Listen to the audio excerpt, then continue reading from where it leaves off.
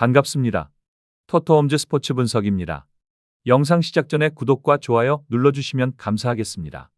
영상의 댓글에 스포츠 카페를 기재해 두었습니다. 가입권료 없이 입장하실 수 있으니 스포츠 카페에서 추천픽을 확인하시기 바랍니다.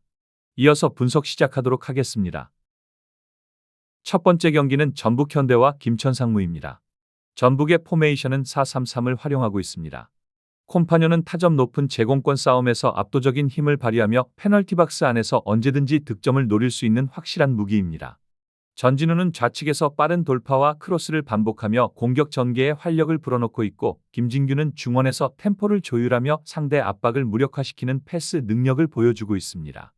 전북은 풀백과 윙포워드들의 폭넓은 오버래핑을 통해 상대 박스 안쪽에 크로스 물량을 쏟아내고 있으며, 이는 콤파뇨의 머리를 향한 집중 공세로 직결됩니다. 결국 전북은 제공권 우위를 극대화하며 경기 흐름을 주도할 준비가 되어 있습니다.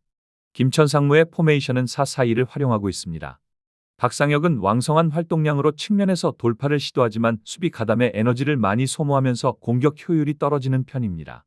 김승섭은 순간적인 침투와 볼 운반 능력을 갖추고 있으나 전방에서의 결정력에서는 기복을 보이고 있습니다. 이동경은 이선에서 찬스를 창출하는 능력을 지니고 있지만 강한 압박을 받을 때 안정적인 볼 처리가 부족합니다. 무엇보다 중앙 수비라인에 배치된 박찬용과 이정택은 제공권 싸움에서 불리한 신체 조건을 갖추고 있어 전북의 타점 높은 포스트 플레이를 막아내기 쉽지 않습니다. 김천은 압박 강도와 수비 집중력에서 후반으로 갈수록 불안 요소가 드러나며 전북의 공중 공격에 흔들릴 가능성이 높습니다. 결론을 말씀드리자면 전북은 콤파뇨를 중심으로 한 공중전 전략이 명확하게 살아나고 있으며 좌우 풀백과 전진우가 연계의 크로스 패턴을 집요하게 반복하고 있습니다. 김진규가 중원에서 템포를 잡아주면서 공격 전환이 빠르게 이루어지고 콤파뇨의 제공권 우위를 극대화할 수 있는 환경이 조성되고 있습니다. 반면 김천은 중앙 수비 조합인 박찬용과 이정택이 제공권에서 확실히 밀리며 전북의 크로스 공세를 버텨내기 어려운 흐름입니다. 박상혁과 김승섭의 활동량, 이동경의 창의성에도 불구하고 체력 소모와 수비 집중력 저하가 겹치면 균열은 더 크게 드러날 수 있습니다. 이 경기는 전북이 제공권 우위와 전술적 완성도를 앞세워 홈에서 경기를 지배할 가능성이 높습니다. 전북 현대의 승리와 언더를 추천드리는 경기입니다. 두 번째 경기는 수원 삼성과 경남FC입니다. 수원 삼성의 포메이션은 4-4-2입니다. 일류첸코는 제공권 싸움에서 압도적인 힘을 발휘하며 전방에서 확실한 타깃 역할을 하고 있습니다. 그의 타점 높은 포스트 플레이는 동료들의 침투를 끌어내는 동시에 상대 수비를 뒤흔드는 무기입니다. 세라핌은 왕성한 활동량으로 중앙과 측면을 오가며 순간적으로 공격 흐름을 바꾸고 있습니다. 홍원진은 중원에서 수비와 공격 전환의 연결고리 역할을 하며 압박 상황에서도 안정적인 배급을 책임지고 있습니다. 여기에 김민우는 경험을 바탕으로 후배들을 이끌며 경기 전체의 균형을 맞추고 있습니다. 결국 수원은 제공권과 노련함 그리고 전술적 응집력이 동시에 살아나는 그림을 그려내고 있습니다. 경남FC의 포메이션은 4-3-3을 활용하고 있습니다. 이중민은 넓은 활동 반경으로 공격 활로를 개척하려 하지만 강한 압박에 노출되면 기복이 두드러집니다. 마세도는 측면에서 돌파와 크로스로 위협을 가할 수 있으나 경기 내내 날카로움을 유지하지 못합니다. 해나는 중앙에서 경기를 버티며 전개를 시도하지만 압박 상황에서는 잦은 실수로 소유권을 내주고 있습니다. 경남은 템포를 올려야 할 때 주저하는 경향이 강하며 후방 빌드업이 흔들리면 곧바로 수비 라인까지 균열이 생깁니다. 결국 중원과 측면에서 동시에 압박이 가해지면 버티기 어려운 구조적 한계를 드러내고 있습니다. 결론을 말씀드리자면 수원 삼성은 일류첸코의 제공권 장악과 김민우의 노련한 리더십이 맞물리며 경기의 중심을 확실히 세우고 있습니다. 홈에서 측면 크로스와 포스트 플레이가 위력적으로 작동하며 상대 수비를 흔들 수 있는 강점이 있습니다. 세라핌과 홍원진은 중원과 최전방을 매끄럽게 연결해주며 전환 상황에서도 균형을 유지하고 있습니다. 반면 경남은 전개 루트가 단조롭고 압박 강도에 무너지는 장면이 반복되며 경기 후반으로 갈수록 약점이 두드러집니다. 수원은 경험과 제공권 우위를 바탕으로 후반까지 안정적으로 흐름을 이어갈 수 있고, 이는 결정적인 승부처에서 힘이 됩니다. 체력적 부담과 심리적 압박까지 고려하면 이번 경기는 수원이 우세를 점할 가능성이 높습니다. 수원 삼성의 승리와 언더를 추천드리는 경기입니다. 세 번째 경기는 부천FC와 서울이랜드입니다. 부천FC의 포메이션은 3-4-3이며 몬타뇨는 최전방에서 폭발적인 돌파와 강력한 슈팅으로 상대 수비를 흔들어 놓습니다. 박창준은 왕성한 활동량과 연계 능력을 통해 전방 압박과 침투를 동시에 만들어내며 상대 수비 라인을 뒤흔듭니다. 박현빈은 중원에서 템포 조율과 세컨드 볼 장악으로 팀의 중심을 잡아주며 공수 양면에서 안정감을 제공합니다. 부천은 측면 돌파와 직선적인 공격 루트를 집요하게 고집하며 상대를 몰아붙이지만 전술적 다양성이 떨어지는 단점이 있습니다. 그래서 경기 후반으로 갈수록 교체 자원의 한계가 드러나고 체력 소모가 경기력 저하로 이어질 위험이 큽니다. 서울 이랜드의 포메이션은 3-5-2이며 에올레르는 폭넓은 움직임으로 상대 뒷공간을 공략하며 순간적인 슈팅 전환으로 위협을 만듭니다. 변경주는 스위칭 플레이를 통해 측면과 중앙을 유연하게 오가며 공격 전개에 활기를 불어넣습니다. 정재민은 중원에서 안정적인 빌드업과 볼 배급으로 공격 템포를 지탱하며 전방으로의 전환을 매끄럽게 이어갑니다. 서울 이랜드는 빠른 전환과 압박을 통해 기회를 만들지만 공격 패턴이 반복적이라 예측 가능한 흐름이 단점입니다. 또한 수비 뒷공간에서 커버 타이밍이 늦어지는 장면이 자주 발생하며 후반 체력 저하 시 실점 가능성이 높아집니다. 결론을 말씀드리자면 부천은 몬타뇨와 박창준의 콤비를 중심으로 직선적이고 강렬한 공격 패턴을 이어가며 상대 수비를 위협하고 있습니다. 서울 이랜드는 에올레르와 변경준의 스위칭 플레이로 전방 압박과 빠른 전개를 이끌며 공격 템포를 유지하고 있습니다. 하지만 두 팀 모두 감독의 고집스러운 운영 탓에 플랜 B 전술이 전무하고 전술 유연성 부족이 그대로 노출되고 있습니다. 그래서 경기 흐름은 서로의 강점을 맞받아치는 장군멍군식 공방전으로 이어질 가능성이 높습니다. 그럼에도 불구하고 마무리 단계에서 확실한 우위를 점할 팀은 드러나지 않아 무승부로 귀결될 공산이 큽니다. 무승부와 언더를 추천드리는 경기입니다. 다음 경기 분석에 앞서 여러분들께 도움이 되는 정보를 안내드리려고 합니다. 저의 영상의 댓글을 확인해 보시면 영어로 된 링크가 있습니다. 영어를 클릭하시면 스포츠 카페로 연결됩니다. 스포츠 카페에서 변동되는 배당과 흐름에 대한 이슈 및 최종 조합 픽을 더욱 더 자세하게 안내드리고 있습니다. 스포츠 카페에 입장하셔서 최종 조합 및 세부적인 분석을 확인하시면 더욱 더 효과적으로 승률을 올리실 수 있습니다. 가입권료 없이 운영하고 있으며 부담 없이 아무나 입장 가능하니 꼭 참여하시길 권장드리는 바입니다. 네 번째 경기는 대전 하나시티즌과 대구FC입니다.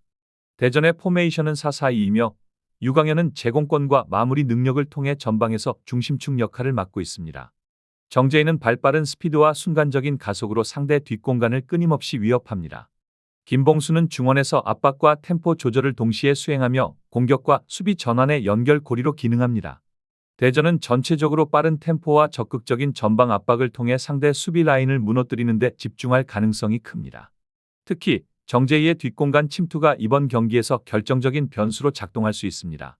대구FC의 포메이션은 4-4-2이며 세징야는 창의적인 패스와 킥 능력을 통해 공격의 기점 역할을 하고 있습니다. 정치인은 활동량이 많지만 공격 전개 과정에서 마무리의 날카로움은 부족합니다. 라마스는 중원에서 빌드업을 이끌지만 압박 강도가 높아질 경우 쉽게 흔들리는 단점이 있습니다. 무엇보다 대구의 포백은 순간 스피드가 떨어져 발빠른 공격수들에게 뒷공간을 내주는 장면이 잦습니다. 수비 집중력이 후반으로 갈수록 무너지는 흐름이 반복되며 이는 대구가 리그 최하위에 머물고 있는 원인 중 하나입니다. 결론을 말씀드리자면 대전은 유강현의 제공권과 정재희의 빠른 침투를 동시에 활용하며 전방에서 다양한 득점 루트를 만들어내고 있습니다. 대구는 세징야와 라마스를 중심으로 공격 전개를 시도하지만 수비 라인의 순간 대응력이 떨어지는 약점이 명확합니다. 특히 정재희가 대구의 느린 센터백들을 상대로 뒷공간을 지속적으로 파고든다면 경기 주도권은 대전 쪽으로 기울 가능성이 큽니다. 대전의 템포와 압박 강도를 대구가 버텨내기는 어려워 보이며 전체적인 흐름은 홈팀이 승리를 가져가는 그림으로 이어질 공산이 높습니다. 그래서 이 매치는 후반으로 갈수록 더욱 대전에게 유리하게 전개될 수 있으며 상대 수비의 체력 고갈이 치명적 결과를 불러올 수 있습니다. 결국 빠른 침투와 압박 전환이 맞물린 대전의 구조는 대구의 약점을 정조준하며 흐름을 단숨에 틀어질 무기가 됩니다. 대전 하나시티즌의 승리와 오버를 추천드리는 경기입니다. 다섯 번째 경기는 인천은 4-4-2 전술을 활용 중이며 제르소가 터치라인을 따라 과감한 돌파를 시도해 하프스페이스로 파고드는 장면이 자주 연출됩니다. 측면에서 시작되는 이 공격 루트는 단순하지만 순간적인 커싱과 슈팅 전환으로 상대 수비를 흔드는 무기가 됩니다. 이명주는 중원에서 전진 패스를 통해 공격 템포를 이어가지만 전개 패턴이 일정의 다양한 변화를 만들어내는데 한계가 있습니다. 박호민은 수비 집중력을 통해 안정감을 부여하지만 공격 전개에는 큰 도움을 주지 못합니다. 그래서 인천은 제르소의 개인 퍼포먼스에 의존하는 구조가 뚜렷해지고 전술의 다양성이 떨어지는 흐름이 이어집니다. 김포FC는 3-5-2 전략을 활용 중이며 루이스와 조성준이 페널티 박스 근처에서 빠른 2대1 연계를 통해 순간적으로 공간을 창출합니다. 이 조합은 순간 파괴력을 갖추고 있지만 동일한 패턴을 반복하는 경향이 있어 상대 수비가 금세 적응할 수 있습니다. 최재호는 중원에서 볼을 배급하며 흐름을 조율하지만 템포 전환에서 속도가 느려 공격의 날카로움이 줄어듭니다. 후반에 투입될 교체 자원 역시 경기 양상을 크게 바꿀 만한 힘을 지니지 못합니다. 결국 김포는 루이스, 조성준의 패턴 외의 공격 루트를 찾기 어려운 상황이며 공격 전개가 단조롭게 이어질 가능성이 높습니다. 결론을 말씀드리자면 인천은 제르소의 측면 돌파와 하프스페이스 침투라는 단일 루트에 집중하고 있어 전술적 다양성이 부족합니다. 그래서 공격 루트가 막힐 경우 대안 부재로 인해 생산성이 떨어집니다. 김포는 루이스, 조성준의 순간적인 연계 플레이를 통해 위협을 만들지만 동일한 루트 반복으로 효과가 제한됩니다. 교체 자원에서도 새로운 전술적 반전을 기대하기 어렵기 때문에 경기 흐름은 단조롭게 이어질 수밖에 없습니다. 이러한 구조적 한계를 고려하면 양팀 모두 주도권을 확실히 가져가기 힘들고 승부는 무승부로 귀결될 가능성이 큽니다. 무승부와 언더를 추천드리는 경기입니다. 마지막 경기는 성남FC와 충남아산입니다. 성남FC의 포메이션은 4-4-2이며 후이즈는 순간적인 위치 선정과 강한 마무리 능력으로 박스 안에서 언제든 득점을 완성할 수 있는 무기입니다. 레안드로는 넓은 활동 범위와 날카로운 드리블 돌파를 통해 상대 수비 라인을 계속 흔들며 측면에서 올라오는 크로스와 컷백의 비중이 큽니다. 박수빈은 이선에서 압박과 연계 플레이를 동시에 수행하며 빠른 전환 상황에서 볼을 지켜내는 능력이 돋보입니다. 특히 최근 성남은 공격과 수비의 간격이 촘촘하게 유지되고 있어 조직력에서 확실히 안정감을 찾고 있습니다. 후반으로 갈수록 팀 전체가 하나로 뭉쳐 압박과 수비 복귀 속도를 끌어올리며 승부처에서 집중력을 높이고 있습니다. 충남아산의 포메이션은 3-4-3이며 은고이는 강한 피지컬을 바탕으로 제공권 싸움에 힘을 보탠다. 하지만 순간적인 방향 전환에는 약점이 드러납니다.